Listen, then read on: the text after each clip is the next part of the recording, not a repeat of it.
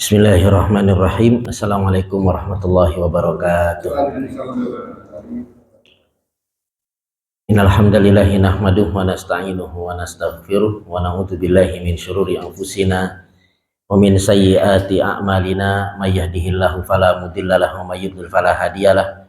Asyhadu an la ilaha illallah wahdahu la syarikalah wa asyhadu anna Muhammadan abduhu wa rasuluh. Qala Allah Ta'ala ya ayyuhalladzina amanu taqullaha haqqa tuqatih wa la tamutunna illa wa antum muslimun, amma ba'd.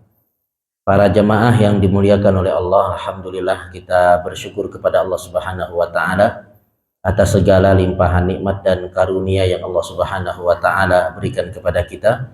Salawat dan salam semoga tercurahkan kepada Nabi kita Muhammad sallallahu alaihi wasallam beserta keluarganya, sahabatnya, tabi'in, tabi'ut tabi'in, dan orang-orang yang senantiasa mengikuti risalahnya hingga akhir zaman. Para jamaah yang dimuliakan oleh Allah, malam hari ini kita melanjutkan kembali pembahasan kita dari tafsir Juz Ammah. Kita masih melanjutkan tafsir dari surat Al-A'la. Sampai ayat keberapa kemarin, Pak? Ada yang masih ingat?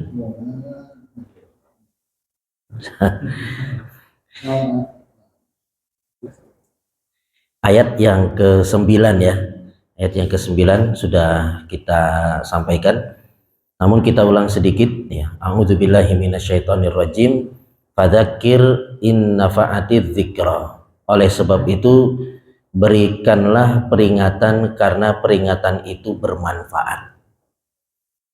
Berikanlah peringatan atau nasihat. Di sini ada dua pendapat. Yang pertama adalah berikanlah peringatan atau nasihat bila nasihat itu bermanfaat. Bila tidak bermanfaat ya tidak usah diberi apa? Nasihat. Ini pendapat yang pertama. Jadi memberikan nasihat hanya kepada yang mau mendengar nasihat. Bagi yang tidak ingin dengar ya tidak usah kita kasih apa? Peringatan. Ini pendapat yang pertama. Pendapat yang kedua adalah memberikan peringatan kepada siapa saja yang mau mendengar maupun yang tidak mau mendengar. Jadi kepada siapapun kita berikan peringatan, yang mau dengar atau tidak. Oleh karena itu Allah Subhanahu wa taala perintahkan kepada Nabi Musa alaihi salam untuk memberikan nasihat atau peringatan kepada siapa? Fir'aun. Kira-kira Fir'aun mau dengar atau tidak, Pak? Nggak mau ya, tapi tetap saja Allah Subhanahu wa taala kirim Nabi Musa untuk memberikan peringatan kepada Fir'aun. Hanya saja ketika kita hendak memberikan nasihat kepada seseorang, itu ada hal-hal yang hendaknya kita perhatikan. Di antaranya adalah yang pertama mungkin waktunya. Jangan terlalu apa? Panjang. Mungkin kalau kita kepanjangan ngasih nasihat, kadangkala orang itu apa? Bosan ya. Mungkin ngasih nasihat 2 jam, 3 jam. Ini orang apa? Orang bisa bosan. Kalau kajian malam gini kepanjangan sedang ya. Sedang ya. Jadi kalau kepanjangan bilang aja, Pak. Saya juga senang kalau cepat. Jadi yang pertama adalah waktunya, jangan terlalu panjang. Kemudian yang kedua adalah sesuaikan dengan nalar mereka. Jangan sampai kita ceramah ke para petani yang mohon maaf tukang becak, tapi pakai bahasa yang tinggi misalkan. Bahasa yang susah untuk dipahami oleh mereka. Atau ketika kita menyampaikan sebuah nasihat, kita melihat kalau orang ini belum perlu untuk disampaikan atau pembahasan yang akan kita sampaikan itu pembahasannya terlalu tinggi ya, maka jangan kita sampaikan. Maksudnya adalah ilmu itu kan dia bertingkat-tingkat ya, ilmu itu ya. Misalkan seperti pelajaran tauhid itu kan bertingkat-tingkat. Itu ada yang dasar seperti usul salasah ya. Nanti naik lagi ada yang namanya kitabut tauhid. Kemudian nanti naik lagi ada yang di sana namanya kasyfus subhat. Naik lagi ada akidah wasatiyah, naik lagi ada pelajarannya atau kitabnya namanya Tadmuriyah. ya. Ini kalau pembahasan kitab Tadmuri ya disampaikan ke orang yang belum belajar kitab-kitab yang tadi itu stres ya, malah kena syubhat lah ibaratnya. Karena itu isinya cuma apa? Syubhat dan bantahannya. Makanya seorang syekh ketika bermajelis taklim seperti ini di Masjid Nabawi sama murid-muridnya yang memang sudah dari awal belajar, kemudian datang jamaah haji, jamaah umrah ya biasanya, ikut nimbrung, ikut belajar, ikut mau dengar. Maka mungkin kalau itu orang Indonesia mungkin syekh lanjut ya. Tapi karena yang hadir mungkin orang-orang Yaman, orang-orang yang paham bahasa Arab, maka syekh langsung merubah apa? Tema kajiannya. Nggak melanjutkan kitab, tapi pembahasan umum. Karena khawatir kalau pembahasannya terlalu tinggi, sedang orang yang mendengar itu belum siap, ya malah merusak, malah stres, malah ya kadangkala malah terkena syubhat lah ibaratnya. Tapi bantahan dari syubhat itu dia tidak paham. Jadi harus sesuaikan dengan nalar siapa yang kita sampaikan. Kemudian yang berikutnya adalah mencari waktu yang pas. Jadi kalau mau ngasih nasihat orang itu jangan saat orang yang kita kasih nasihat lagi lapar. Kalau lagi lapar kita ceramahin ya, yang ada emosi Pak ya. Yang ada malah kita ini orang nggak tahu waktu, ini lapar malah apa? Ceramah dia. Makanya bagusnya mungkin kita traktir makan dulu, sudah kenyang baru kita kasih apa? Nasihat. Atau jangan kasih nasihat di saat orang lagi ngantuk ya misalkan. Maka kita pun hendaknya mencari waktu yang pas untuk memberikan nasihat. Tapi jamaah yang dimuliakan oleh Allah, ada dua tipe orang yang ketika diberikan nasihat. Di ayat selanjutnya Allah Subhanahu wa taala mengatakan, "Sayadzakkaru may yakhsha." Orang yang takut kepada Allah akan mendapat pelajaran.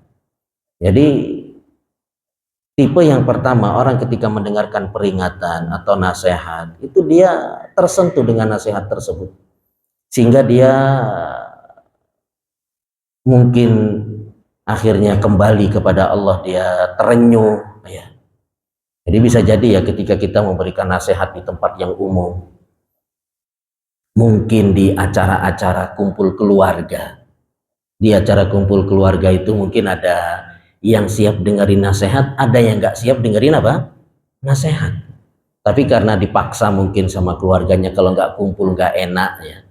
Akhirnya dia datang. Sebenarnya dia nggak kepengen dengar nasihat, tapi akhirnya dia duduk. Begitu dia duduk, dia dengarkan nasihat kita, bisa jadi dia yang tersentuh, sehingga dia takut kepada Allah Subhanahu wa taala. Makanya memberikan nasihat itu kepada siapa saja. Ya, kepada siapa saja yang siap dengarkan nasihat kita atau tidak. Bisa jadi yang tidak siap dengarkan nasihat kita, dia malah apa? Tersentuh mendengar nasihat kita. Kemudian tipe yang kedua adalah wayatajannabuhal ashqa. Dan orang yang celaka, yaitu orang kafir, akan menjauhinya. Mereka tidak mau mendengarkan apa yang namanya nasihat, ya, peringatan, nggak mau.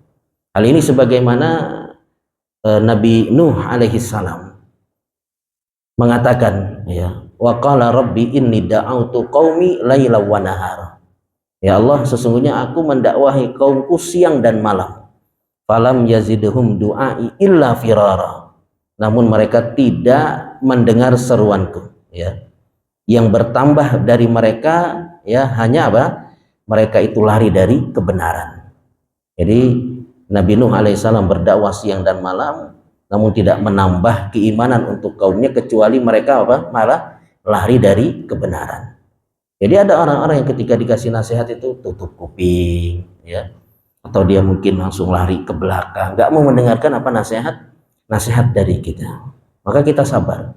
Sebagaimana Nabi Nuh alaihissalam berdakwah sekitar 950 tahun.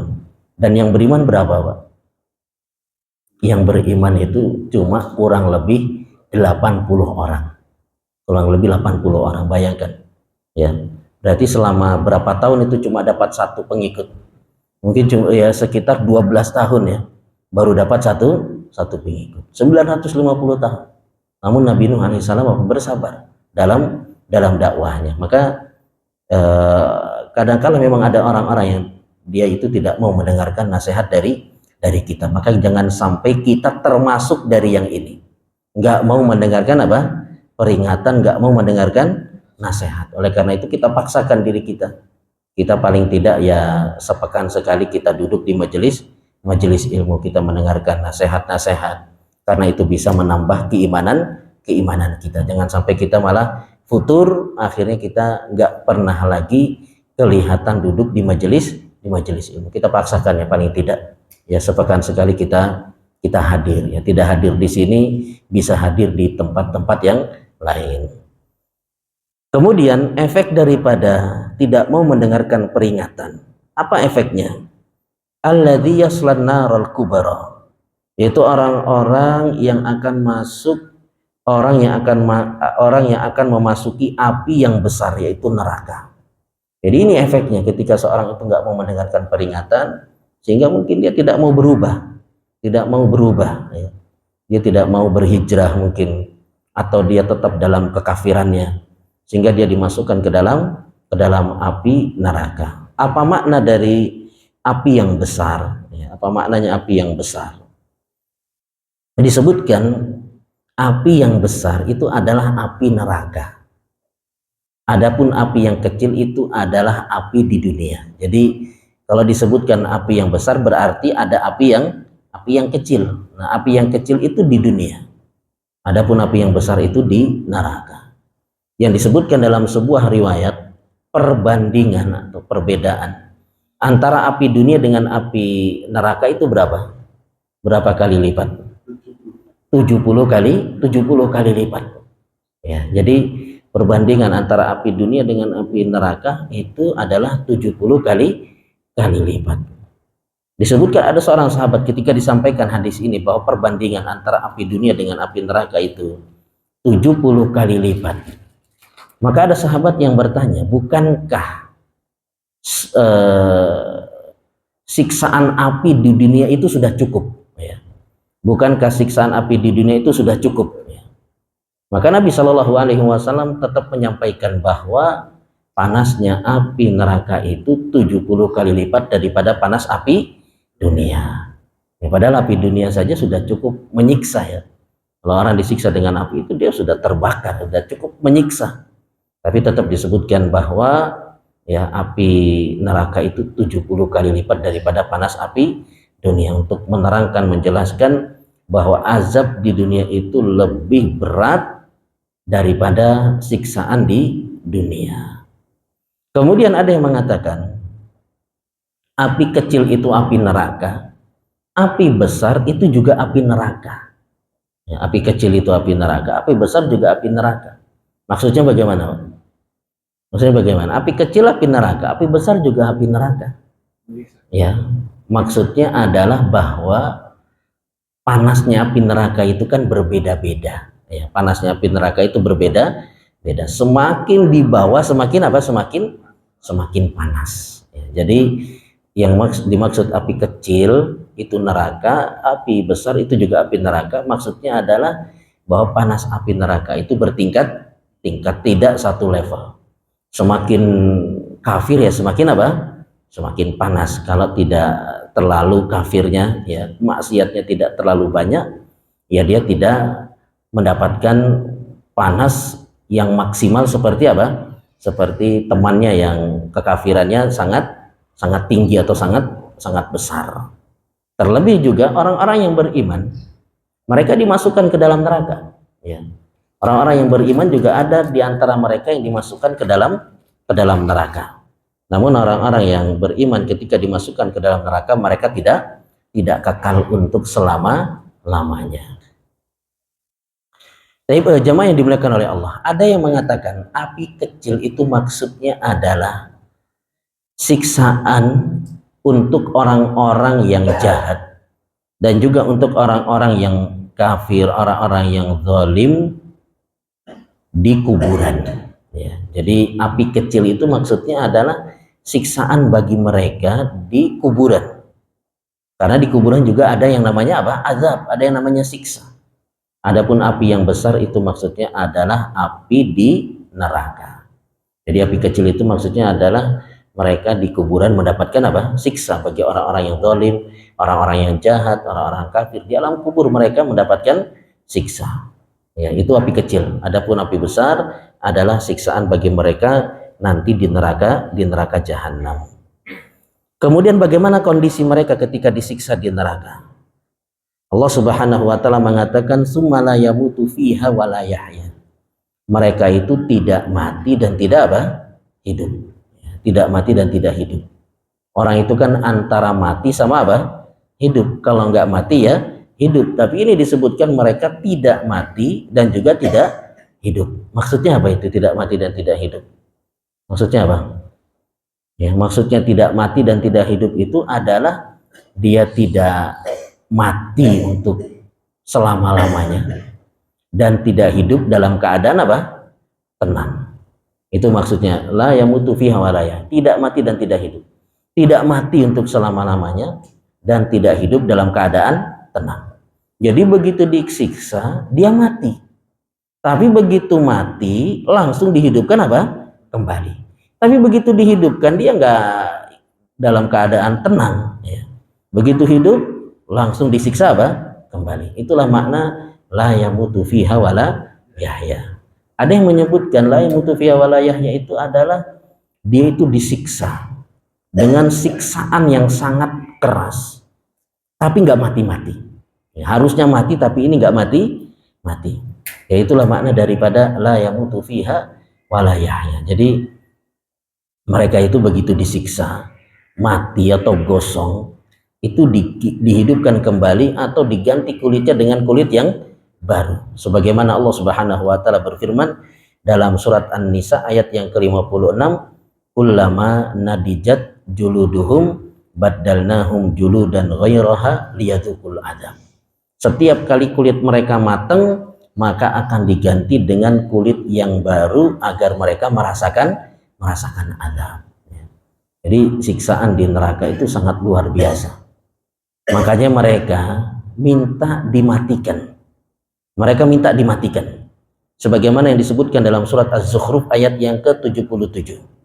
Mereka menyeru kepada malaikat Malik, wa nadau ya Maliku liyaqdi alaina rabbuk. Wahai Malik, biarlah Tuhanmu mematikan kami barang sebentar saja. Jadi mereka minta mati. Itu mereka nunggu jawabannya ya, dimatikan atau tidak itu selama 1000 tahun.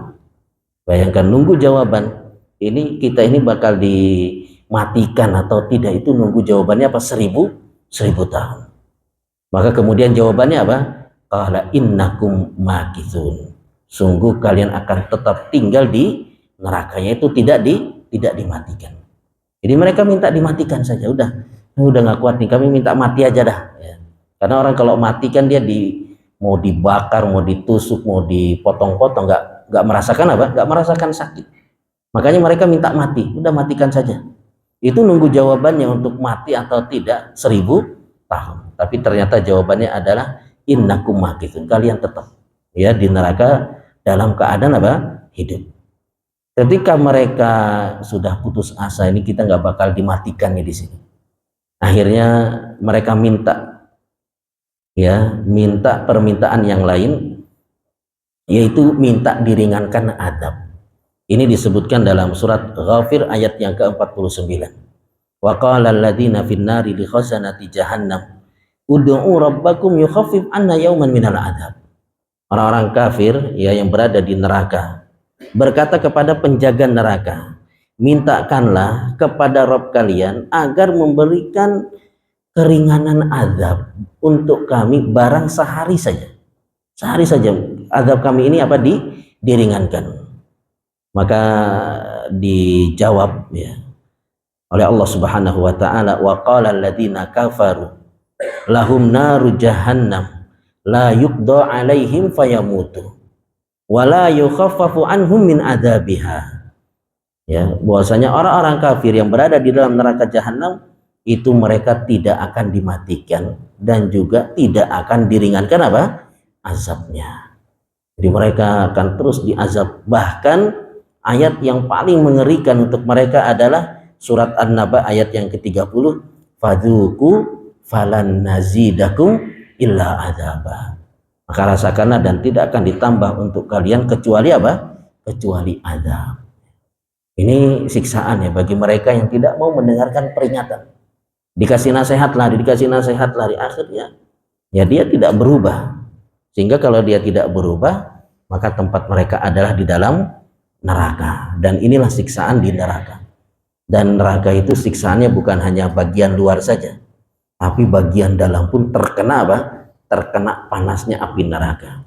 Sebagaimana yang disebutkan dalam surat Al-Humazah, allati tattali'u 'alal afidah, yang mana api neraka itu membakar sampai ke hati. Jadi kalau api dunia itu kan kita bakar ayam pakai api yang besar, ayamnya sudah gosong, tapi kadangkala dalamnya belum apa? Belum tersentuh api sama sekali. Kadangkala, benar nggak Pak? Masih hatinya masih segar ya, dalamnya masih merah, nggak tersentuh.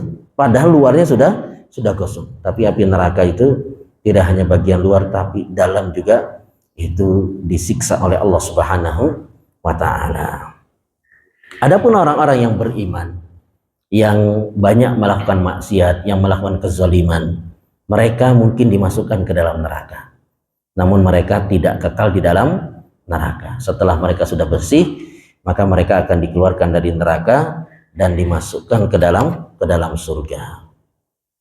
Kemudian Allah Subhanahu wa Ta'ala berfirman, qad aflaha man tazakka, sesungguhnya beruntunglah orang yang membersihkan diri dengan beriman, wa dzakara asma rabbih fasalla, dan dia ingat nama Tuhannya lalu dia salat.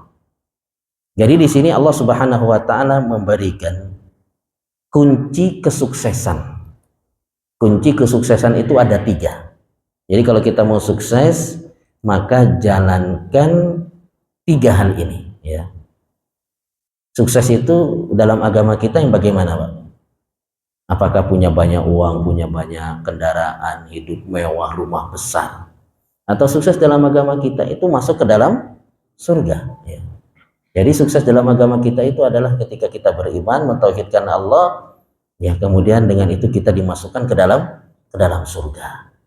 Maka kalau kita ingin mendapatkan keberuntungan, qad aflaha, sungguh beruntung ya. Ini kiat sukses dari Allah Subhanahu wa Ta'ala. Kita kalau ada orang yang berpengalaman memberikan kiat-kiat sukses kepada kita, kira-kira kita dengar atau tidak? Kita pasti mau dengar ya. Kalau mau sukses di dunia ya, usaha maju, itu langkah-langkahnya demikian, itu pasti kita mau dengar, sekalipun harus bayar. Benar nggak? Kadang ada seminar untuk kiat sukses ya, itu mau ikut seminar itu bayar 20 juta. Ada yang ikut atau tidak? Banyak yang ikut ya. Kadang-kala tiketnya habis, mungkin banyak orang yang mau datang karena mau dengar kiat sukses dari orang yang sudah berpengalaman. Ini yang menyampaikan adalah Rabbul Alamin, Allah Subhanahu wa Ta'ala. Kalau mau sukses, maka lakukan 3 hal ini. Yang pertama adalah membersihkan diri. Qad aflaha man tazakka, sungguh beruntung orang yang membersihkan diri.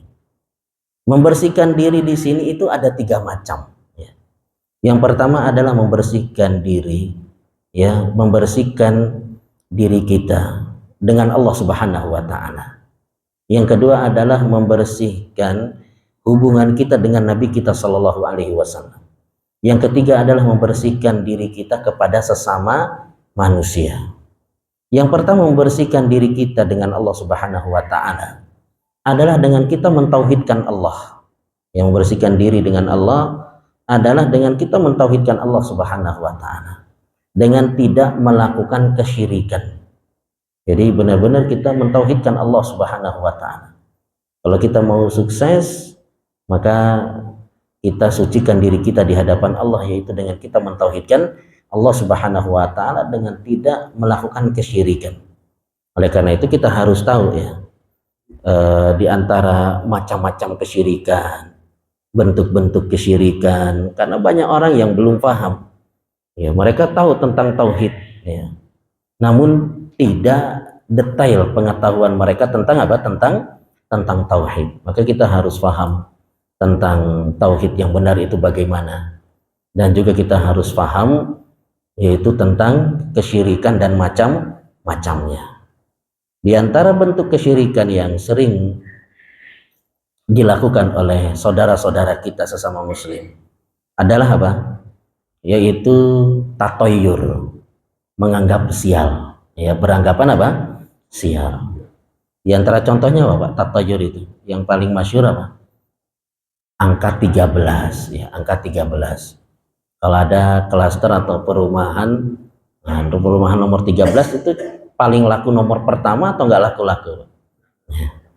Makanya nggak ada nomor 13 ya, 12 langsung 14 mungkin, ya, atau 12A, ya. Jadi nggak ada nomor apa? 13. Di lift nggak ada nomor 13, bangku pesawat nggak ada nomor 13. Dianggap angka 13 itu sial. Nah, ini dari mana sialnya ini, Pak? Ya, wallahu a'lam, ya, dari mana orang menganggap 13 itu sial. Ya. Saya waktu kuliah alhamdulillah dapat kamar itu nomor 13. 4 tahun saya di kamar itu alhamdulillah aman-aman aja. Ya, aman-aman, nggak ada sial. Justru saya pernah jualan madu. Ya, hampir 100 kilo. Saya simpan di kamar itu dan laku. Ya. Dan ketagihan pengen jualan lagi. Artinya nggak ada yang namanya sial, ya. Tinggal di kamar nomor 13, ya, aman-aman, nggak ada kesialan sama sekali. Kemudian apalagi di antara bentuk, ya, yang dianggap sial oleh kebanyakan kaum muslimin, ya, di antaranya nabrak kucing, ya, nabrak kucing. Nabrak kucing kalau nggak sengaja ya nggak apa-apa. Kalau sengaja baru apa? Baru nggak boleh. Nabrak kucing itu ada anggapan sial. Saya pernah ngalamin ya sama tetangga naik mobil, kemudian dia langsung pucat, dia berhenti pucat nepi. Saya tanya, kenapa Pak? Nah, dia habis nabrak kucing. Terus ya kita istirahat dulu, nanti takut ya nanti bisa celaka. Kita sholat dulu lah. Kebetulan dia berhentinya di masjid, dia sholat dulu ya, supaya tidak celaka. Kemudian nggak lewat berapa tahun ya, saya pas tinggal di sini, sudah tinggal di sini, beli makan di pinggir jalan, mobil lewat nabrak kucing. Itu orang-orang histeris, teriak-teriak, apalagi ibu-ibu ya. Sopirnya langsung disuruh turun, disuruh buka baju. Jadi telanjang sopirnya, baru kucingnya itu apa? Dibungkus. Ini kalau nggak seperti ini kamu bisa celaka. Ya sopirnya nurut aja, dia buka baju, terus kucingnya dikafani pakai bajunya, disimpan di mobilnya, dibawa pulang untuk dikuburkan. Jadi ini kepercayaan. Kalau nggak seperti itu nanti bisa apa? Bisa celaka. Ini namanya apa? Ini namanya tatoyur. Ya, ini bagian dari apa? Bagian dari kesyirikan. Kita diperintah untuk tawakal. Kalau seandainya nanti ada apa-apa, ya memang itu sudah ditakdirkan oleh Allah Subhanahu wa ta'ala. Kadang-kala ada orang juga yang dia ini pernah kejadian di Mesir ya, diceritakan. Jadi ada pengemis datang. Di depan sopirnya ini adalah seorang yang paham tentang tauhid, mengerti tentang bahayanya kesyirikan. Di belakangnya ada orang yang belum paham tentang tauhid. Ada pengemis datang. Pengemis ketika datang sama sopirnya nggak dikasih. Kemudian pengemis ini dia nyebut nama wali yang ada di situ. Demi nama wali ini, wah, saya minta kepada Anda. Sama sopirnya, aduh ini udah syirik nih. Ya, saya tambah nggak kasih kamu. Penumpangnya yang ketakutan. Kasih Pak, kasih Pak. Celaka kita, celaka. Ya, nggak. Ya, kalau nggak mau lanjut, tuh silakan turun. Ya, akhirnya dia lanjut. Itu dalam mobil dia sudah ketakutan sekali. Ya, tapi alhamdulillah sampai tempat apa? Selamat. Di antara bentuk tatayur juga apa? Lewat di suatu tempat, di situ harus apa? Kasih klakson. Benar nggak Pak? Ya, dipencetin, nah, itu kasih kode ya, minta istilahnya permisi. Ya. Maka hal-hal yang seperti ini bagian daripada kesyirikan. Kalau kita ingin sukses, maka sucikan antara diri kita dengan Allah, yaitu dengan kita mentauhidkan Allah Subhanahu wa taala. Di antaranya juga adalah yang sering dilakukan oleh kebanyakan saudara-saudara kita, itu bersumpah atas nama selain Allah. Mereka suka bersumpah dengan menyebut demi Rasulullah, demi Allah, demi Rasulullah. Demi Allahnya benar, tapi lanjutannya demi Rasulullah ini bagian dari kesyirikan. Atau demi malaikat, nah, ini juga bagian dari kesyirikan. Jadi kita kalau sumpah hendaknya hanya atas nama Allah Subhanahu wa taala. Kemudian yang kedua, kita mensucikan di hadapan Nabi kita Shallallahu alaihi wasallam. Mensucikan diri di hadapan Nabi itu maksudnya adalah dengan kita beribadah sesuai dengan tuntunan Nabi kita Shallallahu alaihi wasallam. Kita beribadah itu hanya dengan apa yang diajarkan oleh Nabi kita Shallallahu alaihi wasallam. Jangan sampai kita beribadah melaksanakan amalan-amalan yang ternyata amalan tersebut tidak diajarkan oleh Nabi kita Shallallahu alaihi wasallam. Ya, jadi kalau kita ingin sukses, maka kita mensucikan diri kita di hadapan Nabi kita, yaitu dengan kita menjalankan ibadah sesuai dengan apa yang diajarkan oleh Nabi kita Shallallahu alaihi wasallam. Kemudian yang ketiga adalah mensucikan diri di hadapan teman-teman atau saudara-saudara kita, yaitu dengan tidak mengganggu mereka, tidak menyakiti mereka. Makanya Nabi Shallallahu alaihi wasallam menyebutkan al-muslimu man salimal muslimuna min lisanihi wa yadihi. Seorang muslim itu adalah yang muslim yang lain selamat dari apa? Gangguan lisan dan juga apa? Tangannya. Jadi kalau kita ingin sukses, jangan kita menzolimi orang lain. Jangan kita menyakiti orang lain, mengambil hartanya, merobek-robek kehormatannya. Kalau ini yang kita lakukan, maka kita nggak akan sukses di dunia maupun di akhirat. Makanya ketika disebutkan ada orang yang ibadahnya luar biasa, seorang wanita, sholat malam, kemudian suka bersedekah, tapi apa kezalimannya? Tu'zi jiranaha bilisaniha, suka nyakiti tetangga dengan lisannya. Padahal dia wanita yang suka sholat malam, wanita yang suka puasa di siang hari, wanita yang suka bersedekah, tapi suka nyakiti tetangga dengan lisannya. Apa kata Nabi? La khaira fiha, tidak ada kebaikan pada dirinya. Ia finnar, tempat dia adalah di dalam neraka. Ya, jadi kita kalau mau sukses, maka kita jangan menyakiti atau menzolimi orang lain. Mungkin kita nggak ngambil harta orang lain, kita nggak menumpahkan darah orang lain, tapi kadangkala yang paling sering kita lakukan adalah mencabik-cabik kehormatan orang lain. Maka kita berusaha menahan lisan kita. Jangan sampai kita suka membocorkan aib orang lain. Kalau kita tahu saudara kita punya kesalahan, punya aib, kita berusaha tutup aibnya. Jangan kita bocorkan. Bahkan sekalipun misalkan itu terhadap anak kita sendiri. Misalkan ya ada orang punya anak cewek, ketika dia kuliah atau SMP, SMA, dia pernah melakukan perbuatan yang sangat nista, yaitu berzina misalnya. Habis itu dia bertobat benar-benar. Ya. Setelah dia bertobat, selang berapa tahun misalkan, datang laki-laki yang soleh, laki-laki yang baik, melamar putri orang ini.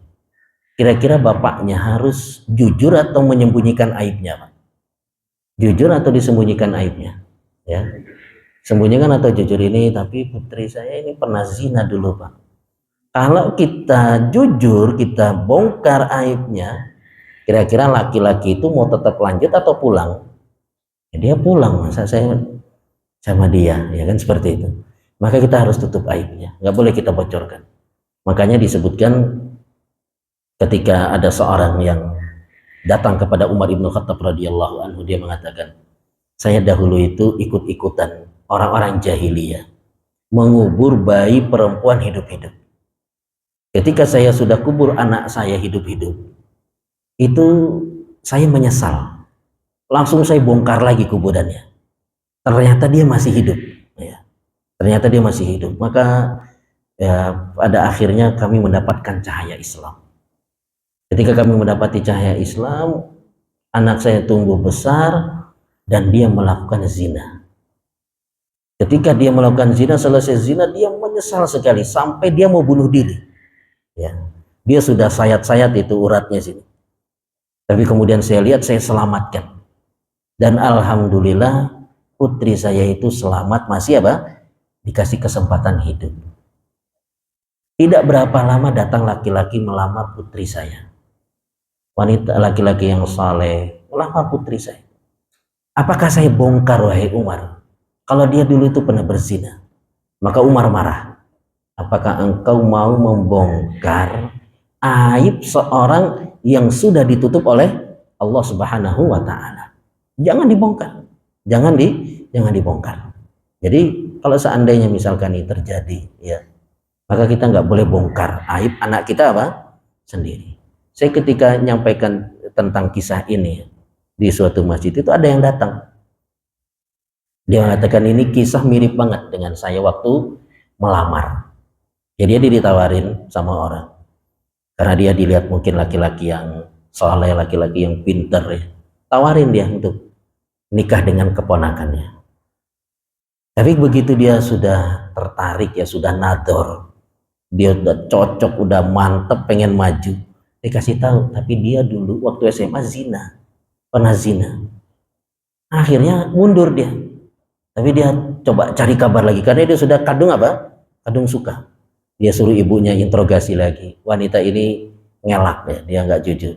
Tapi pada akhirnya wanita ini pun apa? Jujur kalau benar dia pernah melakukan zina. Akhirnya nggak jadi nikah. Ya nggak jadi apa? Nggak jadi nikah. Maka kalau memang sudah benar-benar bertaubat, tidak boleh dibongkar apa? Dibongkar aibnya. Kita jaga kehormatan seseorang. Jangan kita cabik-cabik kehormatan apa? Seseorang. Kemudian jamaah yang dimuliakan oleh Allah. Kiat yang berikutnya kalau kita ingin sukses adalah wadakaros marob bihi fasalla. Dan dia ingat nama Tuhannya lalu dia salat. Jadi kiat yang kedua adalah wadakaros marabbih. Dia mengingat nama Tuhannya, yaitu dengan berzikir, ya, dengan memperbanyak zikir.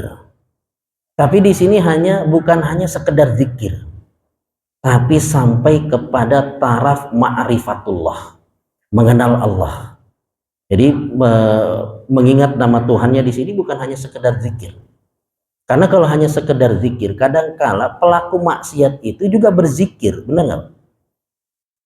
Kadangkala orang minum khamr itu bismillah dulu dia. Ya. 2 gelas habis, alhamdulillah. Zikir juga. Pencuri juga mungkin zikir. Ketika dia mau buka pintu, bismillah. Begitu dapat emas banyak, alhamdulillah. Begitu dikejar terpeleset, innalillah. Benar nggak? Zikir juga, ya. Jadi pelaku maksiat pun kadang-kala mereka berzikir.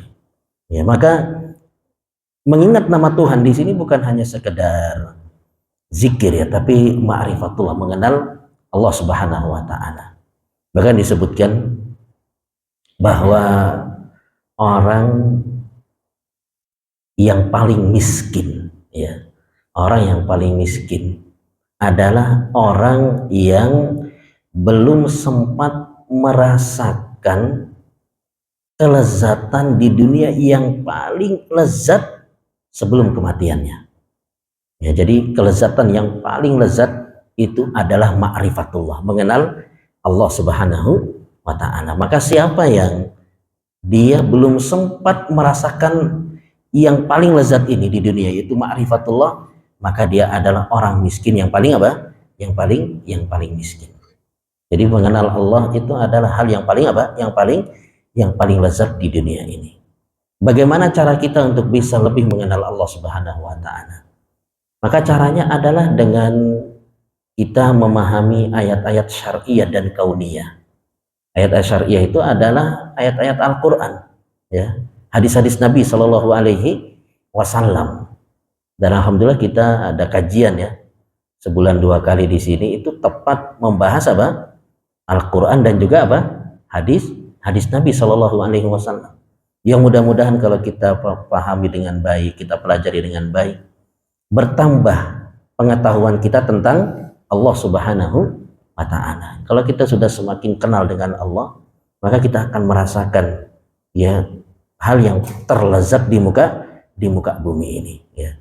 Kemudian yang kedua, cara kita mengenal Allah Subhanahu wa Ta'ala adalah dengan ayat-ayat kauniyah, yaitu kita melihat kepada ciptaan-ciptaan Allah Subhanahu wa Ta'ala. Makanya Allah mengatakan inna fi khalqis samawati wal ard wa ikhtilafil laili wan nahar la ayatil liulil albab. Sesungguhnya pada penciptaan langit dan bumi, pergantian malam dan siang itu terdapat tanda-tanda kekuasaan Allah bagi orang-orang yang mau apa? Berpikir. Ya, bagi orang-orang yang berakal, yang mau berpikir. Maka dari itu orang yang kerjaannya itu jalan-jalan tapi nggak menambah keimanan, maka itu sia-sia. Kerjaannya naik gunung, kerjaannya peleseran, luar negeri ke pantai lihat ciptaan-ciptaan Allah, tapi cuma nambah kesenangan, kebahagiaan, tapi nggak nambah iman, maka itu apa? Sia-sia. Mungkin yang paling dekat kita suka ke pantai dan lihat betapa indah ciptaan Allah, tapi cuma terkesima saja, nggak menambah keimanan. Justru sudah melihat ciptaan Allah itu kita terkesima, begitu datang waktu sholat nggak Pak? Kadang-kadang nggak sholat, Pak. Masih nanggung, masih basah nanti sholatnya, ya masih mau jebur dulu. Begitu juga orang yang naik gunung, begitu datang waktu subuh, nanggung, ini puncak sebentar lagi, matahari sebentar lagi terbit. Kalau kita sholat di sini sekarang, kita nggak kesempatan melihat apa? Matahari terbit. Akhirnya lanjut naik, sholat subuhnya nanti jam 8. Jadi gunanya dia naik gunung untuk melihat ciptaan Allah itu apa? Apakah untuk cuma hobi, senang-senang ya? Tapi kalau seandainya seorang itu dia melihat ciptaan Allah kemudian dia bertambah keimanannya, mudah-mudahan itu jalan dia untuk lebih mengenal siapa Allah Subhanahu wa Ta'ala.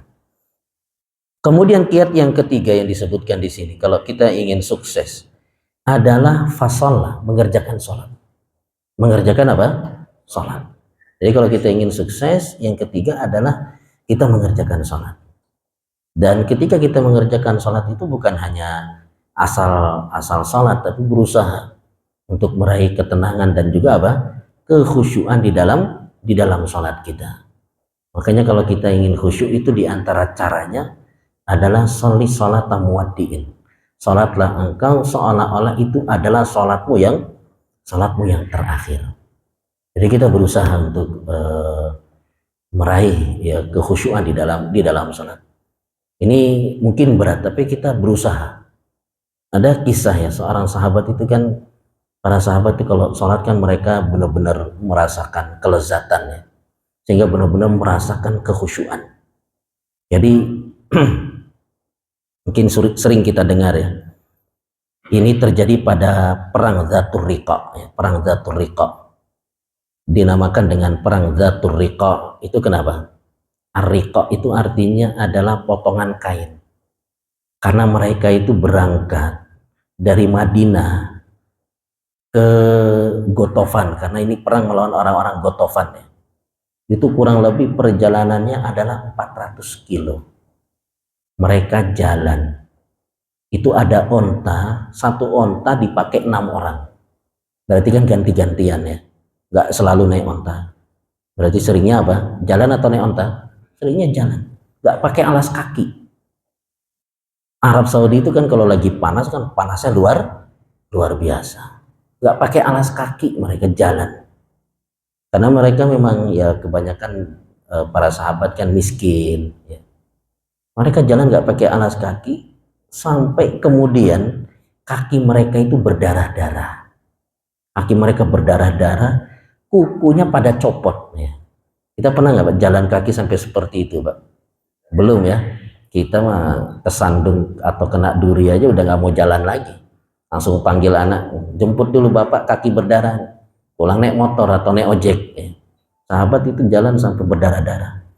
Maka kemudian mereka ambil kain, dibalut kaki mereka. Makanya namanya perang ini disebut dengan Dzatur Riqab. Perang Dzatur Riqab. Dalam perang ini banyak sekali kejadian-kejadian yang luar biasa. Makanya sebagian ahli sejarah menamakan perang ini dengan Ghazwatul A'ajib. Perang yang penuh dengan perkara-perkara yang ajib, ya. Perkara-perkara yang mengherankan.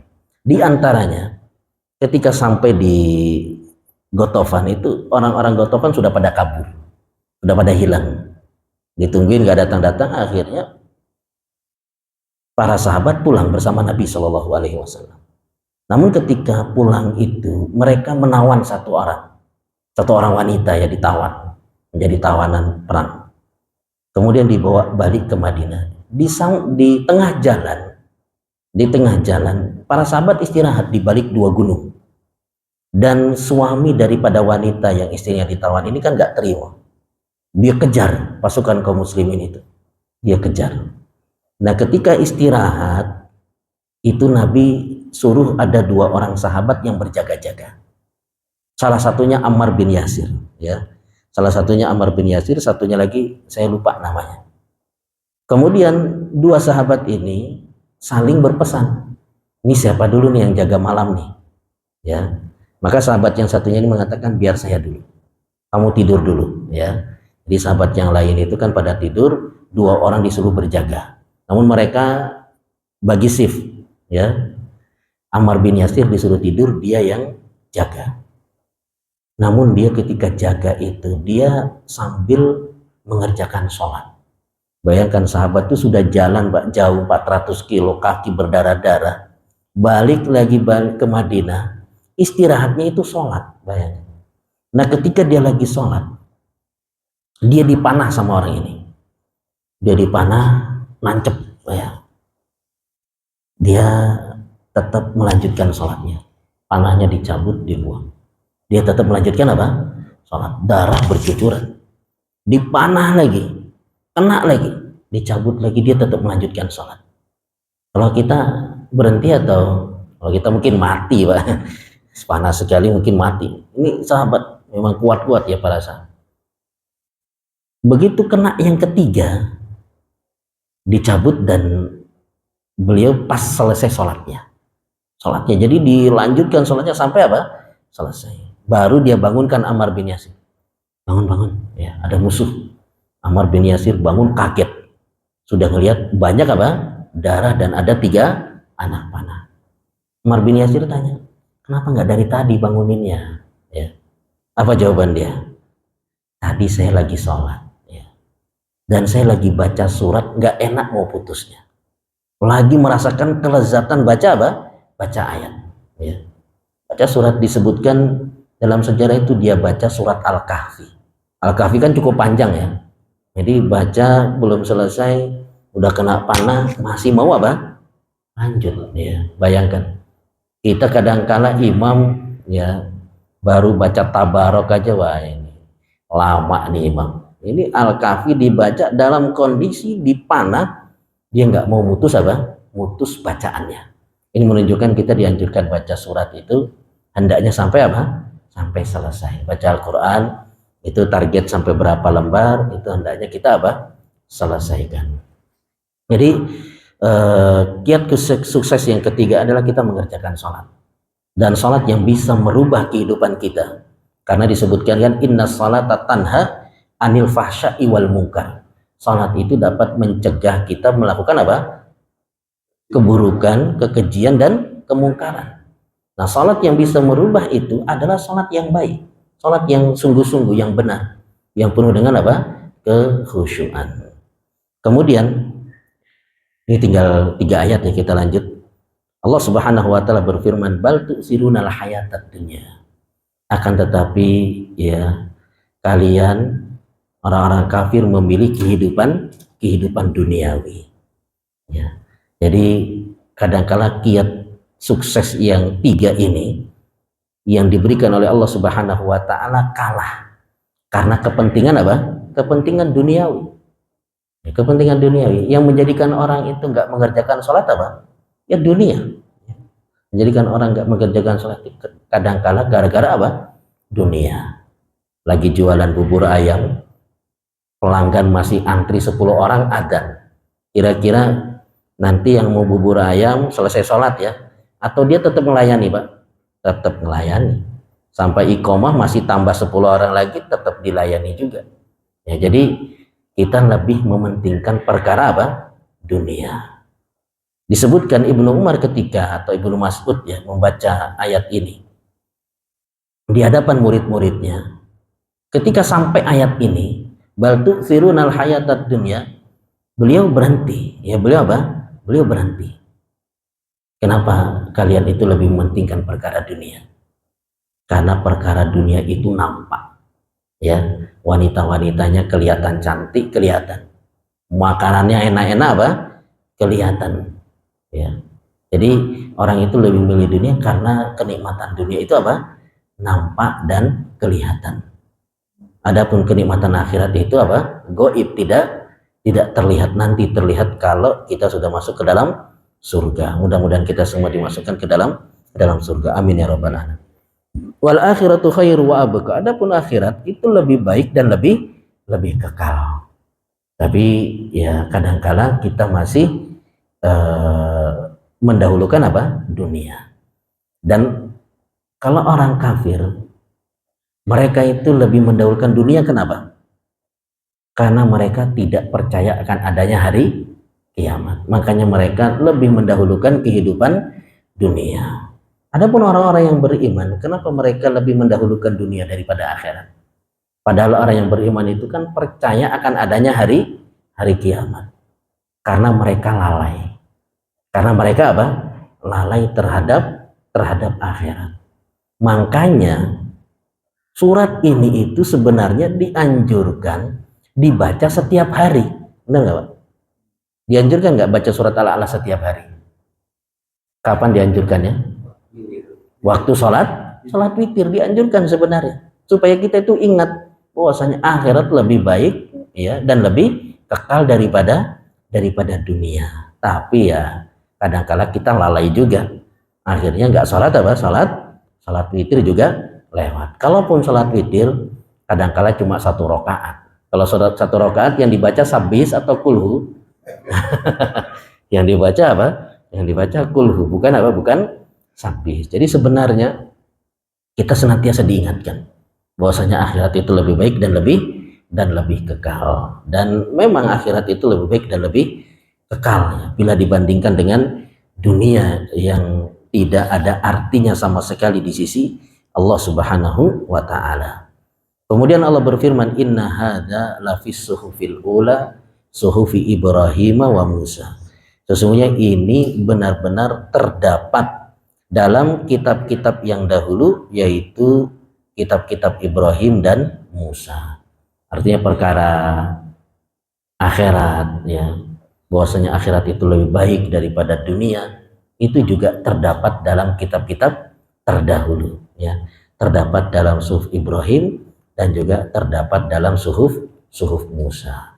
Wallahu taala alam. Mungkin demikian yang bisa disampaikan pada kesempatan malam hari ini. Mudah-mudahan apa yang disampaikan ini bermanfaat bagi kita semua. Mungkin sebelum ditutup, bila ada yang bertanya dipersilahkan. Ya, sering kita kalau sholat kedengaran dari telinga kalau imam bicara subuhi itu ini alasan. Apakah itu disyariatkan? Karena memang kalau kita baca tafsir, baca itu Ibrahim alaihissalam, Isa alaihissalam, Muhammad SAW. Tapi kalau di dalam sholat, apakah itu disyariatkan? Karena kita sering mendengar kata-kata begitu subuhi Ibrahim alaihissalam.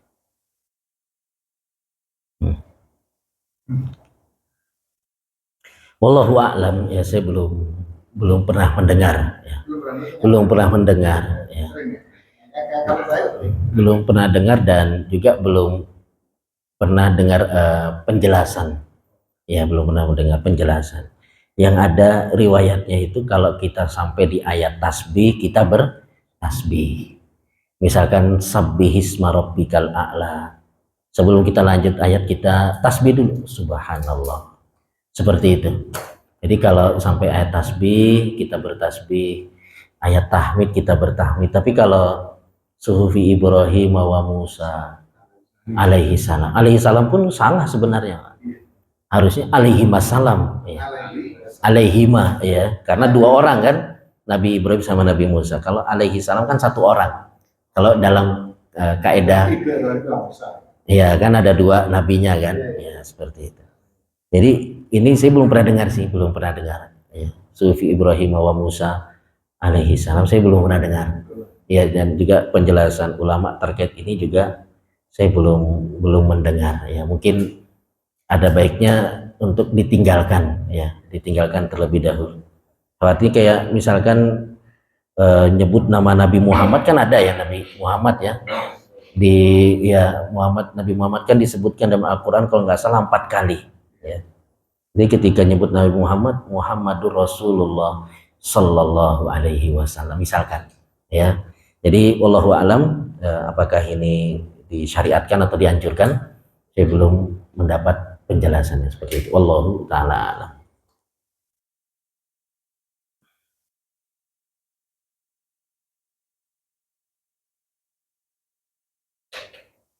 Ada lagi?